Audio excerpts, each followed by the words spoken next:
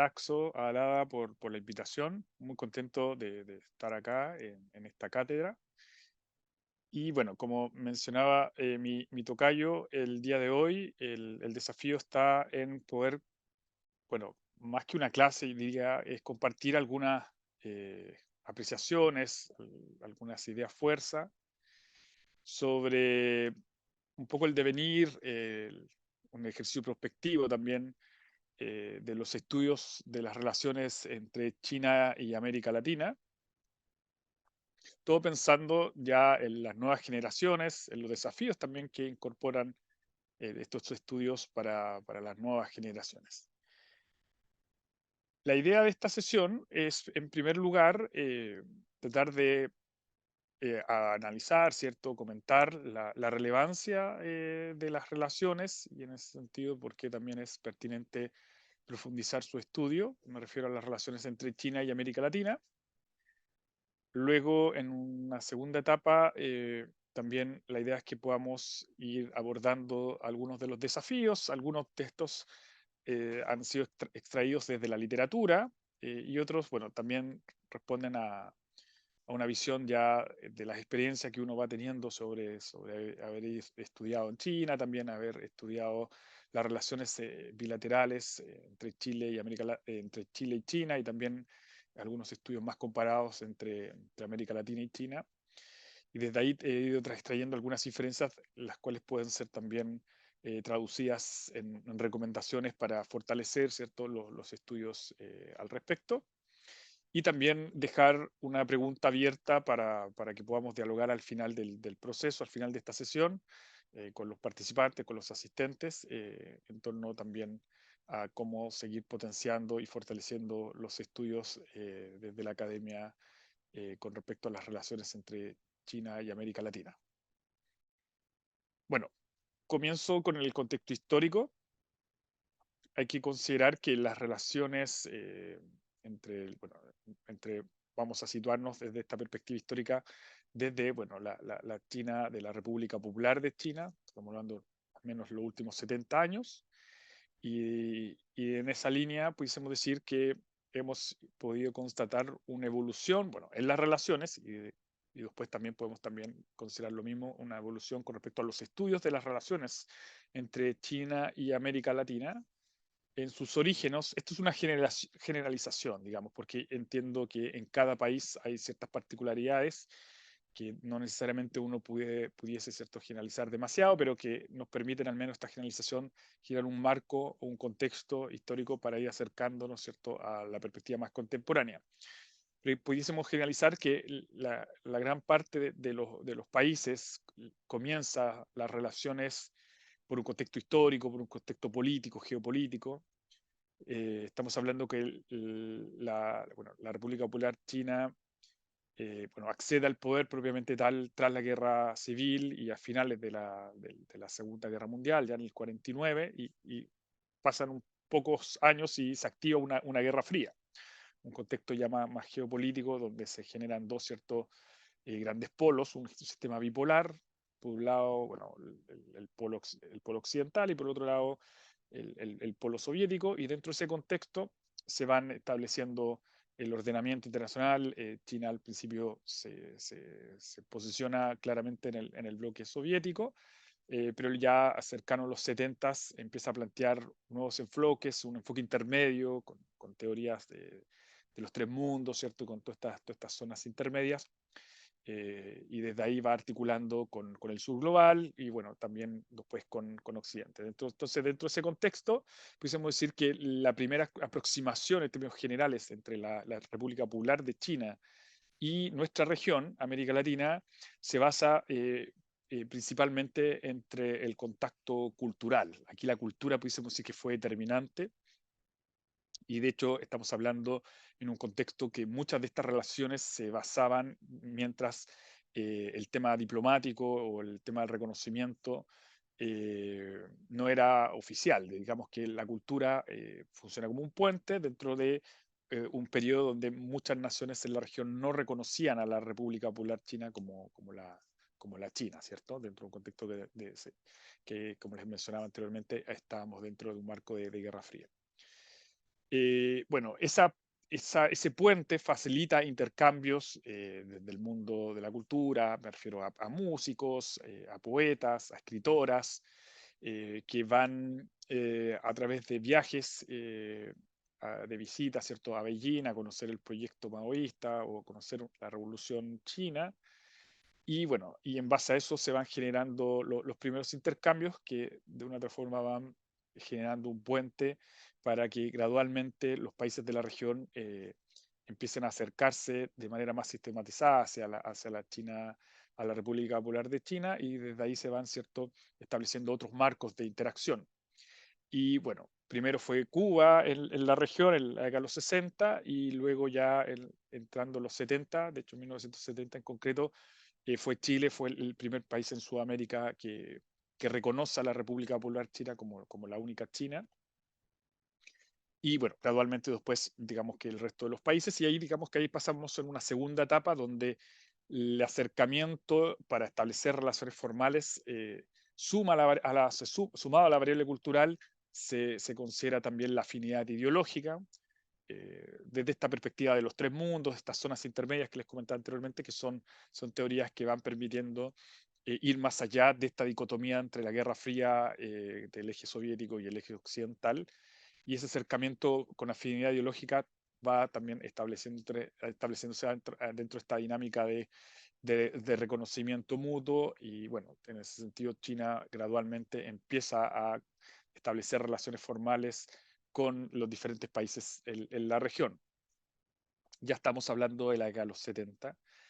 Luego, sobre todo en la década de los 80, hay que también considerar que es un periodo donde bueno, China empieza a sumar mayor reconocimiento, ya inclusive logra, ¿cierto?, establecer relaciones con varios países en Occidente, particularmente ya tiene una relación formal con los Estados Unidos, y también logra reingresar a las Naciones Unidas, conseguir también un asiento en el Consejo Nacional, etcétera.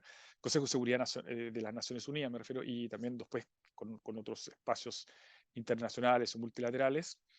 Y eso por un lado, pero también en paralelo, pudiésemos decir que en nuestra región empieza un periodo de dictaduras militares o regímenes militares, y eso hace que bueno, gran parte de estos regímenes se declaraban abiertamente anticomunistas. Entonces, en base a eso, empieza un periodo donde, por un lado, América Latina se declaraba anticomunista, y bueno, y obviamente la China de Mao y de Deng Xiaoping luego en los 80 mantenía esta condición que hasta el día de hoy se basa en este sistema unipartidario, que donde el Partido Comunista Chino es el principal protagonista del sistema político finalmente. Entonces, dentro de esas interacciones donde se muestra un escenario más antagónico, entramos en una etapa donde las relaciones entre América Latina y China, en términos generales, se basa principalmente en un pragmatismo, en el sentido de que los países en América Latina, no todos estoy generalizando, pero algunos de ellos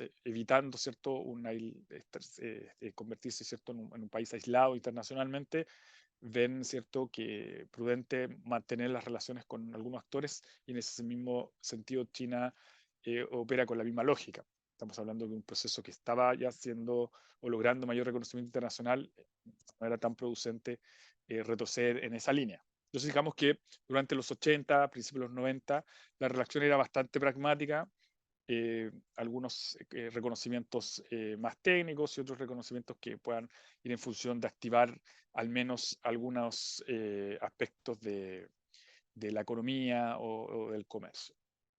Ya cuando se finaliza el periodo de la Guerra Fría, empezamos una nueva transición, y de una otra forma Asia, en general la cuenca asiática, el Pacífico más en específico, se va aproximando hacia esta nueva globalización que va emergiendo tras la Guerra Fría. Bueno, está este concepto también de la Pax Americana, y las instituciones lideradas, ¿cierto?, patrocinadas por Estados Unidos, empiezan también a tener mucha relevancia.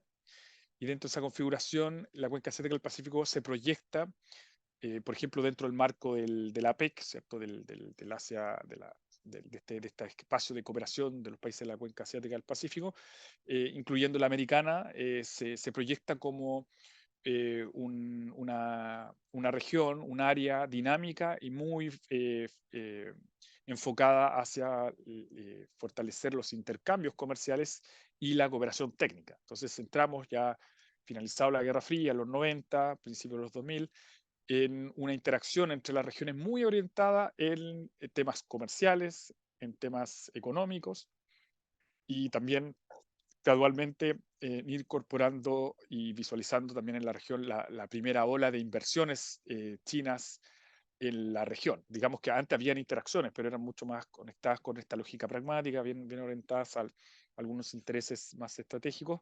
Digamos que ya a partir, sobre todo del 2000, se empiezan a observar ya sistematizaciones de la presencia de capitales chinos en la región y ya un comercio, digamos, más fluido. China empieza a establecer, por ejemplo, algunos acuerdos preferenciales con los países de la región, también con algunos casos acuerdos comerciales de libre comercio, como los tratados de libre comercio, por ejemplo, con Chile, con Perú, con Costa Rica. Bueno, ahora existen otros casos, pero son los que primeros comenzaron con este tipo de apertura. Entonces, claro, digamos que durante ese periodo se empieza a transitar desde una de interacción principalmente comercial hacia ya una perspectiva económica más amplia con presencia de capitales chinos y muchos préstamos también asociados a los bancos del desarrollo chino. Y bueno, ya cercano al 2013-14 empieza también China a plantear otros esquemas que interactúa con países a nivel del sur global. Me refiero, por ejemplo, dentro del marco de los BRICS, y dentro de esa dinámica establecen un banco del desarrollo, el nuevo Banco del Desarrollo, que incorpora también la presencia de Brasil y que funciona también como una línea de financiación para proyectos dentro de este grupo. Y bueno, y también al principio comienza en Asia, pero después también se va acercándose a América Latina. También la financiación a través del Banco de Inversión en Infraestructura, el APB, ¿cierto? El Infrastructure Investment Bank, el Banco de Inversión en Infraestructura. Entonces, claro, digamos que hasta más o menos a comienzo del 2000 hasta el 2013, 2014, digamos que la relación es muy clara en términos comerciales y económicos. China desde ahí se empieza a posicionar como el primer socio comercial de gran parte de los países, sobre todo de América del Sur, y gradualmente también como el principal financiador como país. O sea, de otra forma, hasta cierto punto va reflejando una forma de financiar de manera muy activa, similar a lo que hacía como institución el Banco Mundial en la región. Entonces, en algunos países, sobre todo, tiene un nivel equivalente en términos de financiación para el desarrollo principalmente. Pero digamos que ya desde eh, del 2014 en adelante, empezamos a decir que de manera más clara, ya cuando entran, también hay un cambio de liderazgo en China, entra la figura de Xi Jinping, el actual presidente, se empieza a observar que China se va acercándose a la región con una perspectiva más integral o comprensiva o comprehensiva. Y de hecho empiezan a establecer un mecanismo que, bueno, no es exclusivo de China, también se observa en otros países en la región. Sobre todo me refiero que es un mecanismo que viene más desde el Asia, eh, a través de esta figura del socio, el socio estratégico o el socio del desarrollo, la asociación estratégica del desarrollo o la asociación estratégica en general. Y bueno, a través de este instrumento diplomático principalmente, se empieza a acercar de una manera más integral hacia la región y hacia los casos en particular. Digamos que gradualmente los países empiezan a también a ser receptivos con este tipo de estructuras. Y digamos que un poco lo que estamos observando el día de hoy, donde varios países de la región tienen este estatus diplomático con China, que es el socio estratégico o socio estratégico integral, y que lo que se traduce es que ya los niveles de cooperaciones son más multidimensionales, a diferentes niveles, e incorporan no solamente un interés en particular en términos económicos, sino que, como digamos, todos los elementos anteriores que fueron adicionándose a lo largo de estos 70 años de historia o de breve contexto histórico entre China y América Latina. Entonces estamos un poco en esa mirada más integral, más estratégica. Bueno, y desde ahí también se pueden ir observando algunos elementos desde la perspectiva más contemporánea, porque ya ahí nos permite ir avanzando en la presentación con respecto a ir como poniendo atención con la relevancia actual que tienen estas relaciones y que desde ahí nos invitan a nosotros los académicos a poner atención para poder sistematizar los estudios, ¿cierto? Entonces, digamos que esta mirada integral que les comentaba recién también se traduce en no solamente en interacciones a nivel bilateral, es decir, estas asociaciones estratégicas China-Chile, ¿cierto? China-Argentina, etcétera, sino que también desde una mirada más regional. Digamos que, por un lado, podemos observar a través del foro China-CELAC, por ejemplo, un espacio de diálogo que ha tenido cierta constancia a lo largo de estos últimos años, que desde ahí también se van planteando discusiones más a nivel general, ¿cierto? Y pueden servir como algún tipo de hoja de ruta de articular algunas políticas en concreto. Y como también les comentaba, todas estas iniciativas que China está de una u otra forma generando ciertos espacios de interacción o de influencia, me refiero a estas ideas de los bancos del desarrollo, el Banco Asiático de Inversión en Infraestructura o el nuevo Banco del Desarrollo dentro del marco del BRICS, de una otra forma también reflejan una política más amplia que se ha ido conociendo en la región, que tiene que ver con la franja y la ruta, ¿cierto? O la iniciativa de la nueva ruta a la seda, o Belt and Road Initiative, como ustedes la conozcan, ¿cierto? Y que también está dentro de la configuración más actual y que tiene esta relevancia dentro de los análisis y de los estudios, puesto que involucra ya un nivel que va más allá de las relaciones bilaterales que puede tener China con un país en particular, sino que también tiene un enfoque o una mirada más amplia, más regional. Bueno, digamos que hoy en día para muchos países de América Latina, China se ha ido convirtiendo en el caso que hay que estudiar y hay que aprender, hay que sistematizar por los diferentes niveles de interacción. La presencia de China en estos momentos, como les comentaba en la diapositiva anterior, tiene ya una connotación integral, entonces esta abarca múltiples áreas. Entonces, digamos que para algunos países hay algunas variables que son más determinantes que para otros y que eso de nuestra forma también genera o releva la idea de poder estudiar y sistematizar con mayor precisión. Por ejemplo, con algunos países hay una fuerte interacción a nivel comercial, y eso de otra forma refleja el desafío de poder entender mejor los patrones, las dinámicas, los factores que van determinando este ejercicio del intercambio comercial. Con otros países hay mayor interacción en términos de finanzas, ¿cierto? De préstamos y de desarrollo de ciertos proyectos. Con otros actores hay mayor espacio para la interacción política, por ejemplo, a través del marco de los BRICS, de este grupo de los países emergentes, por ejemplo, donde participa Brasil, participa Sudáfrica, etcétera.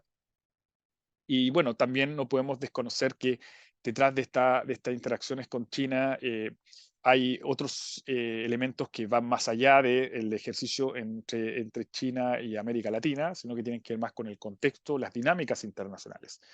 Bueno, digamos que dentro de un marco más globalizado, que es lo que nos encontramos hoy en día, donde hay más interdependencias complejas entre los diferentes actores, las diferentes regiones, eh, dentro de estas dinámicas también emergen tensiones, digamos que es parte general de las relaciones internacionales, que también hay algunos actores que compiten o estratégicamente se consideran rivales y dentro de eso emergen tensiones, ¿cierto? Y esas tensiones pueden tener ciertas dinámicas que extraterritorializan el nivel de competencia, es decir, que van más allá de las interacciones que puedan tener los dos actores. Cuando hay, por ejemplo, hay dos potencias que tienen un interés común o hay algún tipo de rivalidad sistémica, obviamente eso también genera un marco más complejo a nivel internacional. Entonces, digamos que en estos momentos también las tensiones que tiene China con o sea, bueno, con Estados Unidos o con Occidente en términos generales, también repercute a la región América Latina y eso hace que nosotros tengamos que poner atención a esas dinámicas e ir viendo también cómo navegar en un escenario que es mucho más dinámico y que hay presiones sistémicas al respecto. Entonces, digamos que esos elementos hacen que sea muy relevante en estos momentos los estudios, la sistematización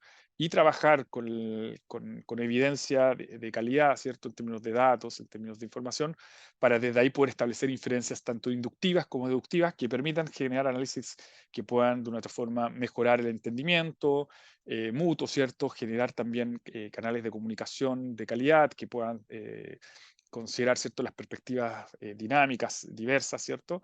Y que puedan afrontar, ¿cierto? Estos ejercicios de largo plazo que puedan ser sostenibles y obviamente que también estos estudios puedan ser elementos que puedan significar, ¿cierto? Información de calidad para los tomadores de decisión de nuestros países, etcétera. Entonces, digamos que en estos momentos China es un caso crucial para América Latina en diferentes ámbitos económicos, culturales, también a nivel de las relaciones internacionales, y eso hace que haya que cierto, ser muy eh, haya que cierto, estar reflexionando sobre cómo mejorar los estudios, desde ahí cierto, ir generando mecanismos y también metodologías para que se pueda cierto, profundizar el entendimiento.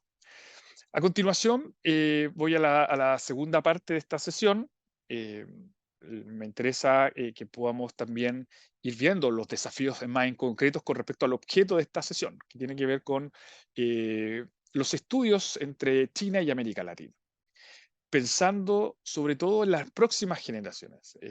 Si bien obviamente eso no nos excluye a nosotros de seguir trabajando para poder hacer estudios más profesionales, ¿cierto? Que puedan tener impacto, que puedan participar en la literatura internacional, en la literatura tanto en China como también en América Latina.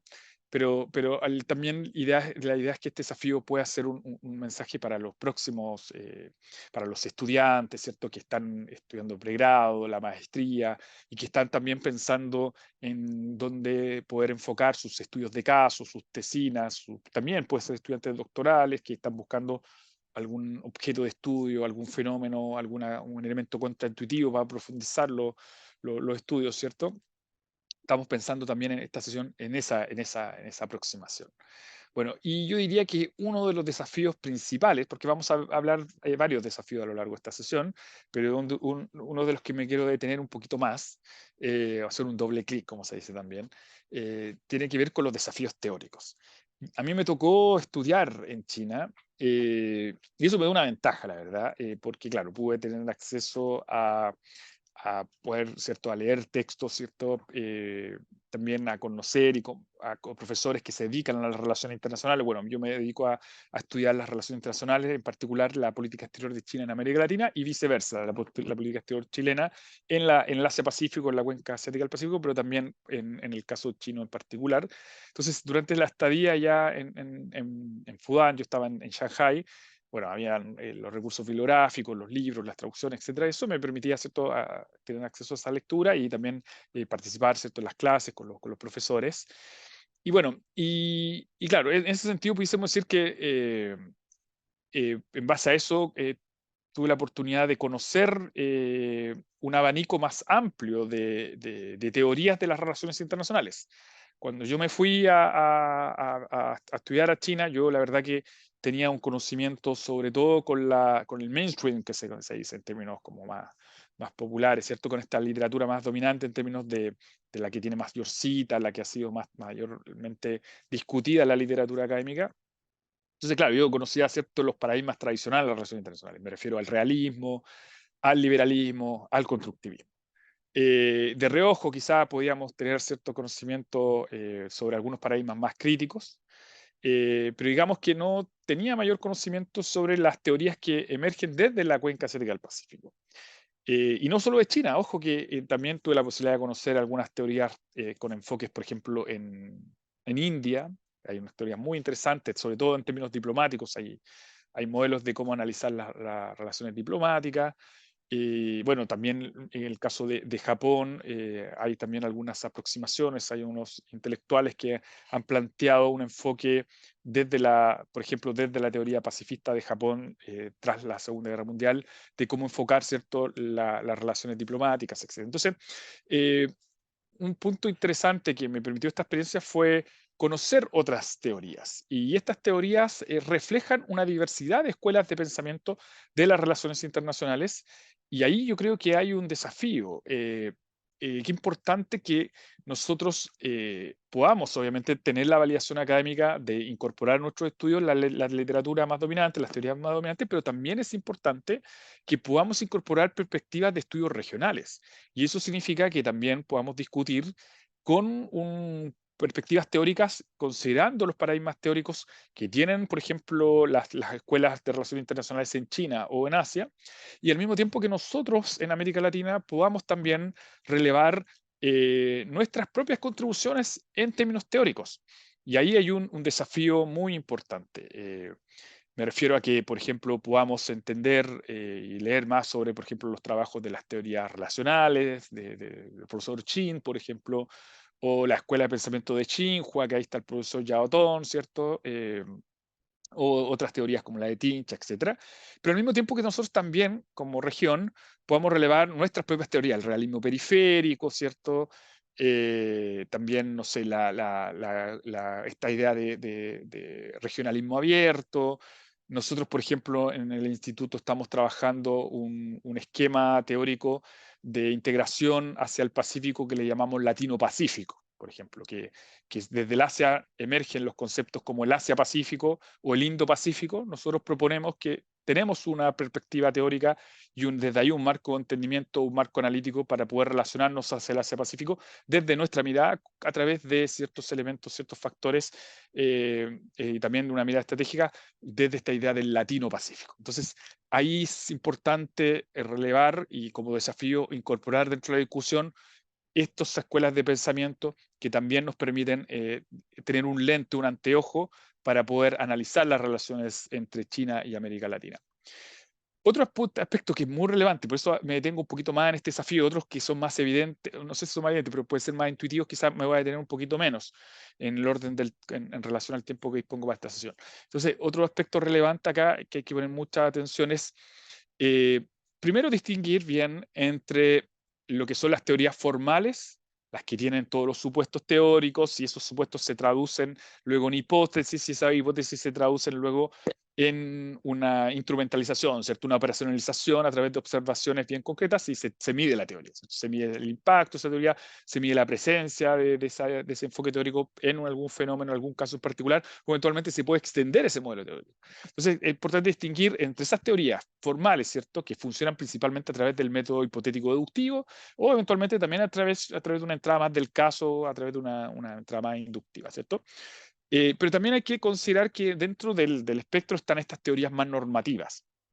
Y ahí está el desafío, porque no todas las teorías que están sobre la mesa en las escuelas de relaciones internacionales nos permiten luego hacer estudios empíricos o al menos no está suficientemente avanzado en términos de operacionalización de las variables para poder hacer estudios empíricos. Entonces hay un desafío tanto, primero, para entender la diferencia entre las teorías formales y las teorías normativas y ver cuál es su peso relativo, ¿cierto?, dentro de la discusión de los estudios de las relaciones entre América Latina y China, y por otro lado, también hacer más esfuerzos para algunas teorías que comienzan con una perspectiva más normativa, tratar de, en la medida de lo posible, o al menos algunos de esos conceptos que se puedan operacionalizar para que podamos entendernos, ¿cierto? Como dice Confucio, primero definimos bien el significado de los conceptos y en base a eso nos vamos a poder entender, ¿cierto? Entonces ahí yo creo que hay un desafío sustantivo, insisto, sobre todo las teorías normativas, que nos pasa a nosotros, por ejemplo, que tratamos, por ejemplo, de entender la teoría de Tincha, ¿cierto? O la teoría relacional, pero luego operacionalizarla es un desafío significativo.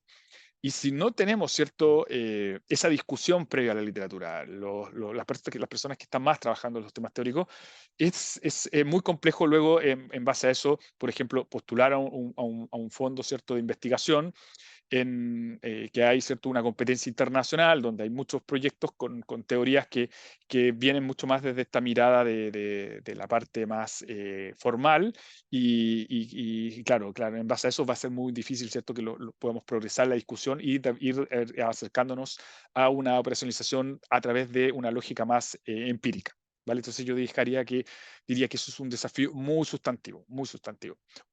Y bueno, siempre es importante señalar de que hoy en día las teorías, mismo que sean de los estudios de las relaciones entre América Latina y China, digamos que incorporan cada vez un enfoque multidisciplinario y hasta diría yo interdisciplinario.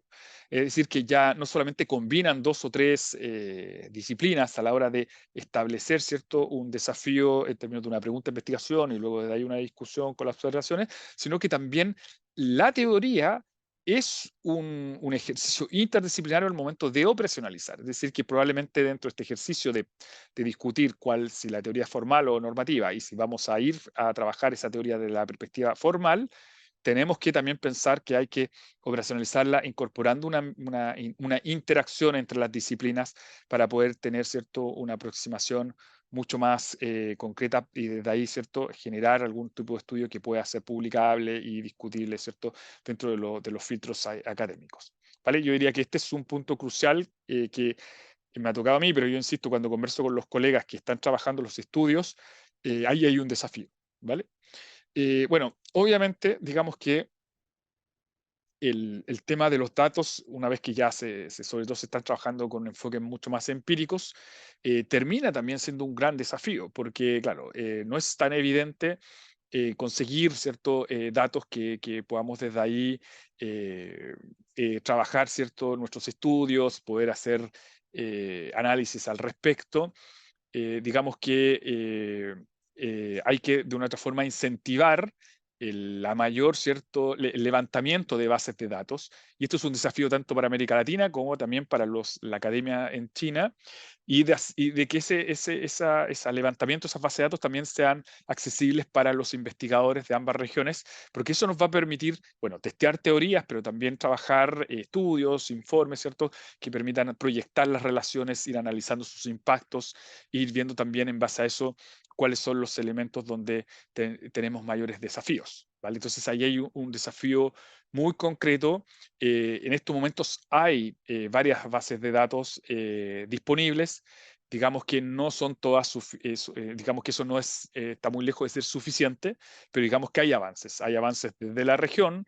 De hecho, bueno, yo soy parte de un núcleo de pensamiento en Chile, bueno, que es un proyecto que nos adjudicamos con colegas de varias universidades de nuestro país, con colegas de la Católica, con colegas de las universidades del norte, y que nosotros analizamos, ¿cierto?, los impactos de la relación entre Chile y América Latina, y gracias, bueno, gracias a ese proyecto, sobre todo el profesor Rutines, que ha sido el más protagonista en ese asunto, levantó una base de datos que ahora está disponible para descargar tanto para los académicos de nuestra región, pero también para los académicos chinos y, bueno, el que desee estudiar, bueno, las inversiones chinas en América Latina.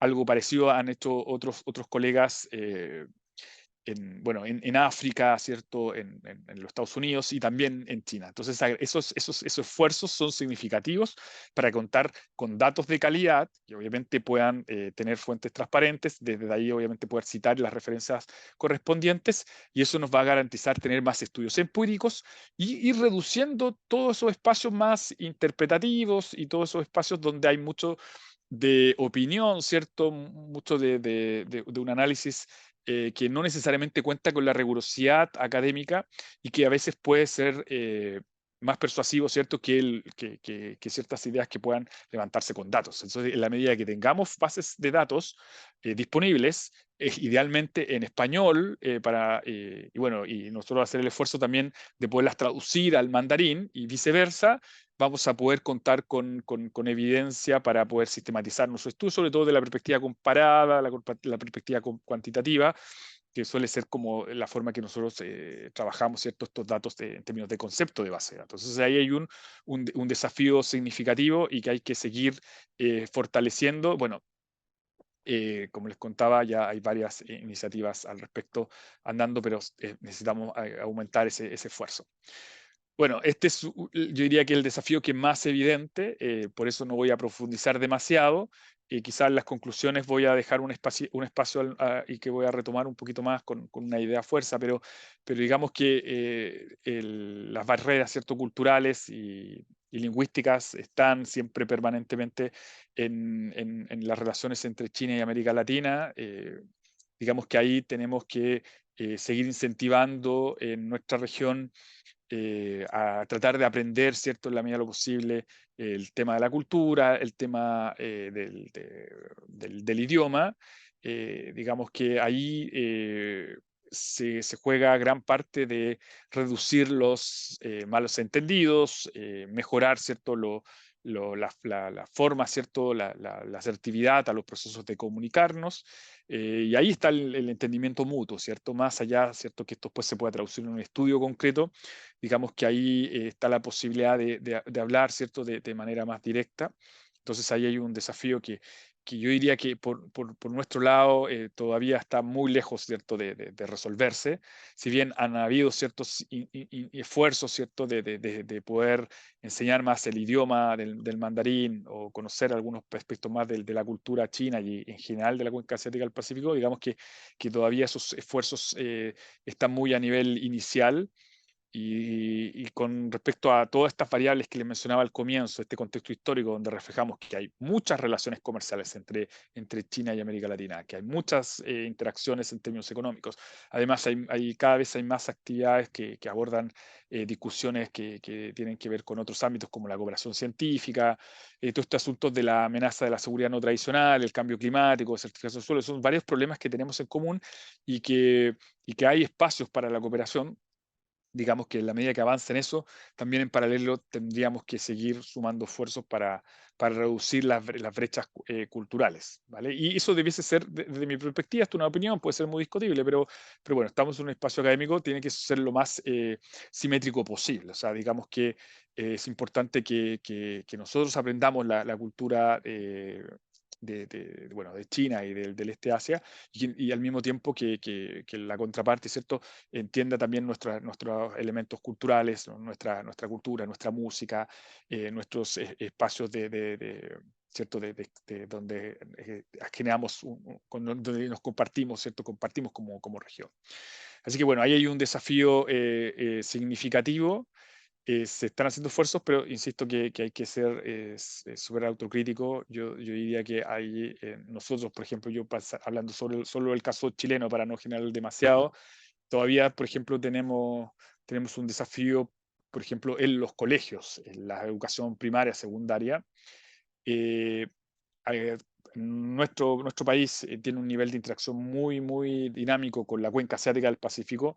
Digamos que en términos comerciales, la mitad de nuestro comercio, un poco más de la mitad de nuestro comercio va a la cuenca asiática del Pacífico, pero luego participábamos en foros regionales, por ejemplo, en la PEC, que ahora se está celebrando en Perú, que Perú también tiene el mismo desafío que nosotros, ¿cierto?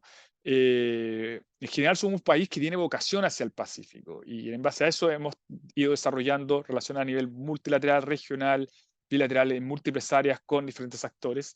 Y todavía, por ejemplo, en nuestros colegios no se enseña de manera formal, más allá de que algunos profesores con un estímulo personal, ¿cierto?, incorporen cursos sobre cultura asiática o historia de Asia. Entonces ahí, más allá de los cursos lectivos, me refiero, tenemos que tratar de incentivar, conocer mejor la historia y la cultura de la cuenca asiática del Pacífico, considerando de que es una zona muy importante, el centro gravitacional hoy en día de varias interacciones complejas como el comercio, la economía, la geopolítica, etcétera. Bueno, obviamente también digamos que esto también digamos está en términos intuitivos, y digamos que tampoco acá hay mucho que cuestionarse al respecto. Digamos que hay un desafío con respecto a las nuevas tecnologías en relación al proceso de digitalización, y esto está transformando las relaciones internacionales, la diplomacia, los tipos de diplomacia, no solamente la diplomacia tradicional, sino que también la paradiplomacia, la diplomacia pública, la diplomacia científica, lo mismo la cultural. En la pandemia vimos que muchos proyectos culturales se terminan canalizando también a través de el mundo digital. Entonces, debiésemos también incentivar como región en América Latina mayor incorporación de cursos abiertos, manuales, videos tutoriales, etcétera, para ir reduciendo la brecha digital, hay varios ciertas regiones que el nivel de analfabetismo digital es sustantivo. Ese es el nuevo gran desafío. Si bien hemos reducido esos problemas, ¿cierto?, de analfabetismo a nivel más tradicional, ¿cierto?, con procesos de lectura, etcétera, ahora tenemos que también traducir esto en reducir esta brecha digital para las próximas generaciones. Y ese desafío tiene que ir en la función de, insisto, de generar programas y es cierto que estos programas estén orientados a diferentes niveles y herramientas regionales. Bueno, yo ahí resalto este esfuerzo que está haciendo la Flaxo, bueno, con Alada, ¿cierto? De poder ir estableciendo estos cursos, por ejemplo, que están en un formato sincrónico, conectados en línea. Vi que hay más de 100 participantes, eso se agradece, ¿cierto? Porque es un espacio dinámico donde podemos dialogar los académicos, los estudiantes, el público en general. Y bueno, y de este tipo de iniciativas hay que multiplicarlas a nivel regional y bueno, después digamos que también cada país va a tener sus propios desafíos. Por ejemplo, para el estudio de las relaciones bilaterales, sobre todo si contamos con datos, como lo vimos anteriormente, y contamos con teorías, luego después de recolectar los datos y ver las hipótesis asociadas a las teorías, tenemos que hacer una discusión de los resultados y sistematización de esos datos.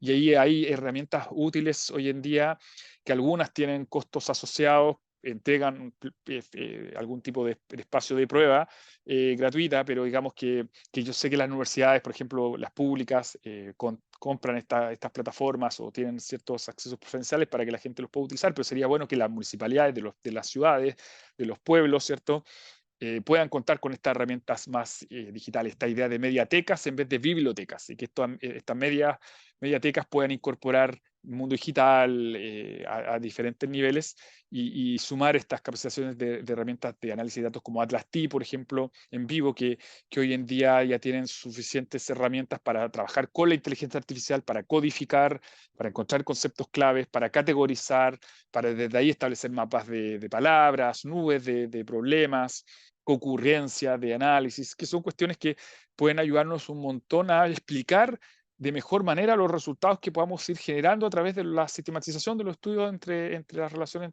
entre China y América Latina. También poder incentivar que hayan, por ejemplo, bienes comunes globales o al menos regionales, en la línea de poder tener ciertas herramientas, por ejemplo, que permitan gratuitamente, independiente del país, ¿cierto? Por ejemplo, hacer transcripciones de manera más automatizada.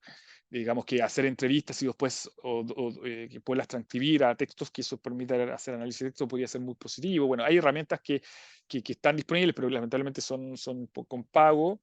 Y hay otras que son disponibles, pero son complejas de poder operacionalizar, hay que aprender demasiado. Entonces, quizá podemos ir pensando en algunos bienes comunes globales al respecto que puedan ir reduciendo esta brecha digital. Lo mismo con traductores de calidad. Hoy en día ya hay suficiente tecnología. Hay empresas que ofrecen servicios de traducción con inteligencia artificial, con alto grado de edición para poder ir ajustando, ¿cierto? Darle sentido, ¿cierto? A documentos más específicos que incorporen, ¿cierto? El mandarín o el inglés o el español.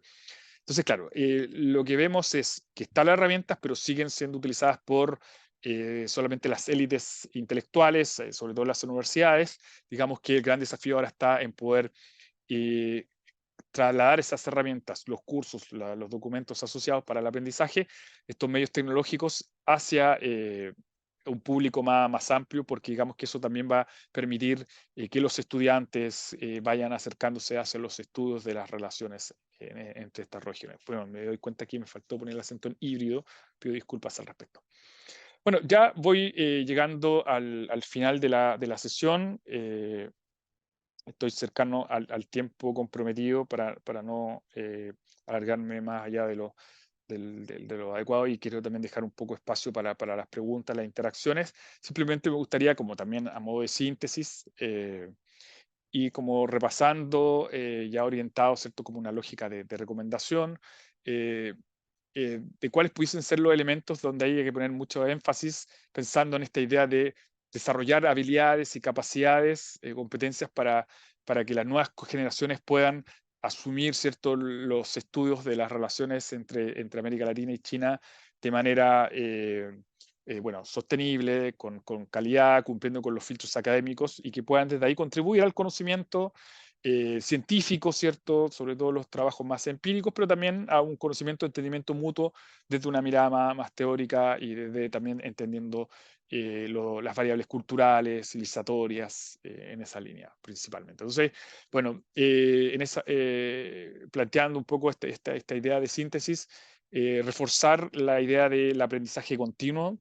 Bueno, yo yo estudié hasta el 2018 en China y luego después me inserté en la academia en Chile, pero bueno, les puedo decir bueno, ahora por un tema de tiempo no puedo, bueno, dedicarle tanto a la lectura como me gustaría, pero más allá de eso, el aprendizaje continuo es fundamental.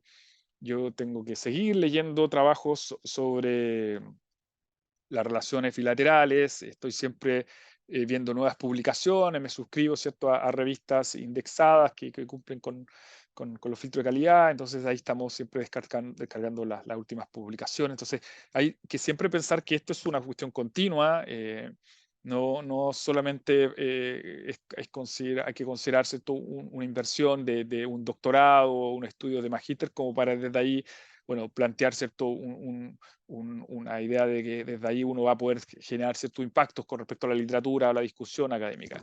Digamos que eso es la línea de base, pero luego hay que seguir profundizando. De hecho, ex post de mis estudios doctorales, he vuelto a China, sigo comprando libros al respecto y bueno, también voy conectando esos aprendizajes con nuevas teorías que involucran también otras regiones, etc. Entonces hay que considerar siempre que esto es un camino de largo plazo y que bueno, digamos que yo invito siempre a las personas que ya sienten cierta afinidad, cierto deseo, cierto dedicarse a la academia, creo que eso va a ser un happy problem, la verdad, porque es un gusto literalmente poder vivir de algo que a uno le gusta, la apasiona. A mí me encanta, cierto, aprender, estudiar, y eso creo que es un privilegio, digamos, que conociendo otras áreas profesionales que digamos que no es tan evidente tener esta posibilidad de aprendizaje continuo con lecturas, con profesores visitantes, intercambios, etcétera. Bueno, les comentaba anteriormente, las barreras idiomáticas e interculturales son elementos que hay que mantener, que hay que profundizar. Yo diría que hemos visto ya que en América Latina está la presencia en varias regiones, en varios países, ¿cierto?, de los institutos Confucio, que desde ahí se puede, ¿cierto?, acercar hacia el idioma y a la cultura china. Bueno, también hay otros institutos culturales en nuestra región, dependiendo de los casos, uno puede también aprender japonés, coreano, etcétera. Digamos que eso lo hemos podido observar y se ha constatado. Donde yo veo que hay un gran desafío para poder generar también masa crítica y desde ahí poder generar más espacios interculturales, es con nosotros, con la América Latina. Digamos que debiésemos incentivar una estrategia que permita, con nuestra visión, con nuestra forma también de cómo nos aproximamos al castellano, hacia el español, de poder también, en base a eso, tener cierto, escuelas de idioma y con temas culturales en China y bueno, en general con Asia. Digamos que si bien uno agradece el rol y bueno, la dedicación que ha tenido los institutos Cervantes en Asia, digamos que es importante también reforzar o reflejar nuestra aproximación hacia el idioma y también la aproximación cultural, también con alguna mirada latinoamericana. Quizá un instituto latinoamericano de estudios del idioma y cultura puede ser una aproximación, CELAC puede ser ahí una forma de canalizar esta inquietud. Hay países que han tenido en otros procesos históricos un rol activo, ¿cierto?, en esa configuración. Bueno, en los años 60, 70, digamos que Cuba jugaba un rol protagónico en la perspectiva latinoamericana del aprendizaje del idioma y la cultura latinoamericana. Y bueno, México, sin duda, digamos que el Colegio de México ha sido también un actor protagónico. Bueno, Brasil, obviamente, con el portugués. Digamos que ese tipo de dinámicas debiésemos considerarlas también en el largo plazo con respecto a tener esas interacciones en China y en Asia. Creo que eso puede ser un mecanismo para poder fortalecer aún más las relaciones bilaterales, el entendimiento mutuo ¿cierto? Y todo ese tipo de dinámicas interculturales. Bueno, las competencias digitales lo acabo de mencionar. Yo diría que eso es algo prioritario también. Hay experiencias comparadas, no hay que recurrir la rueda al respecto. Digamos que si reducimos, ¿cierto?, el analfabetismo digital, estaremos haciendo un favor a las próximas generaciones para que puedan tener mayores herramientas de insertarse profesionalmente, académicamente, con respecto a, ¿cierto?, a interactuar, a coordinar, a cooperar con Asia-Pacífico y en particular con China. Lo mismo también vemos que es muy relevante incentivar más la cooperación académica, universitaria, científica. Tenemos que generar, ¿cierto?, mayores intercambios, porque es una forma de ir generando proyectos de investigación, que esos proyectos vayan incorporando jóvenes investigadores, y desde ahí, ¿cierto?, ir generando conocimiento y proyectando ese conocimiento a largo plazo a través de ciertas publicaciones. Eso yo creo que todavía hay mucho por crecer, han ido aumentando las cooperaciones al respecto. Digamos que eso es importante que se siga, ¿cierto?, desarrollando. Yo insisto que nosotros como región compartimos varios desafíos comunes con China y bueno, en general con la zona del este de Asia. Tenemos problemas de certificación de los suelos, eh, de terremotos, de maremotos, de temas de la seguridad alimentaria, la agricultura. Bueno, la pandemia quedó más que claro, ¿cierto?, que hay un desafío global. Y digamos que la cooperación científica en esos ámbitos puede ser fundamental para resolver estos problemas transfronterizos, ¿vale? Entonces, digamos que hay que unar esfuerzos para poder tener una respuesta mucho más eficiente y, digamos que asumiendo siempre que hay recursos escasos. Lo otro que también considero que es relevante, que nosotros en el instituto lo hemos venido haciendo, bueno, el Colegio de México, mencioné anteriormente, Costa Rica también está haciendo con fuerza, Argentina, etcétera, ir generando programas específicos más especializados que permitan eh, desarrollar, ¿cierto?, una masa crítica que tenga ciertas herramientas, habilidades para poder negociar, interactuar, generar mecanismos de entendimiento, desarrollar las relaciones comerciales, económicas, etcétera, con China y con Asia, programas de diplomado, este curso en particular encuentro que tiene un alto valor al respecto, esta cátedra me refiero. Entonces las universidades ahí juegan un rol protagónico para poder activar cierta esa masa crítica. Nosotros, por ejemplo, acabamos de inaugurar un programa de magíster en estudios asiáticos que nos permite, por ejemplo, que los estudiantes del segundo año hagan estudios de casos y estos estudios de casos permitan generar un estudio concreto con respecto a algún desafío, algún fenómeno que puedan involucrar a ambas regiones. Entonces ahí hay un ejercicio que va fortaleciendo también el conocimiento mutuo, el impacto científico, académico, bueno, lo mismo con las revistas de difusión, etcétera. Bueno, y lo último que quiero, y con esto ya voy cerrando, siempre es importante buscar en la medida de lo posible, yo sé que no es tan evidente, pero bueno, a ver si podemos al menos discutirlo, eh, que las relaciones sean lo más simétricas posible para mantener esta lógica de interdependencia, pero no generar dependencias. Así. Entonces, digamos que nuestra región debiese también incentivar becas financiadas por nuestros gobiernos o al menos dentro de un marco regional como CELAC, la Alianza del Pacífico, lo que ustedes quieran ver, Mercosur, que puedan fortalecer, ¿cierto?, que nuestros profesionales y nuestros futuros, ¿cierto?, líderes bueno, también intelectuales puedan formarse, ir a hacer un estudio de magíster, doctorado a China y a Asia, ¿cierto? Y que después puedan retornar e insertarse luego dentro de algún mecanismo en la política pública, en el desarrollo del entendimiento mutuo, en el desarrollo del país, finalmente, de nuestros países. Eso es muy importante. Digamos que son escasos los programas que tengamos desde nuestra cierto vereda. Creo que eso es importante. Bueno, se agradece siempre las becas que vengan desde las instancias internacionales, desde el Ministerio de Educación de China, para nuestros estudiantes, pero también es importante que nosotros tengamos nuestras becas y que desde ahí podamos fortalecer, ¿cierto? los estudios y las relaciones al respecto. Así que bueno, me detengo acá. Simplemente quería dejar la pregunta más obvia abierta, pero creo que es la más pertinente con respecto a este ejercicio, a esta clase, que tiene que ver con qué otras soluciones podríamos generar. Yo la verdad que no tengo la bola de cristal, simplemente lo que hice fue un poco reconocer algunos aspectos de la literatura y también de las experiencias que nos ha ido tocando en las discusiones que tenemos con los colegas, pero creo que pueden haber otros aspectos que sin duda pueden tener mucho valor y que sería súper importante que podamos compartirlos con los participantes de esta sesión. Así que dejo la pregunta abierta y bueno, agradezco nuevamente a todos los que invitaron y que me permitieron compartir esta tarde con ustedes.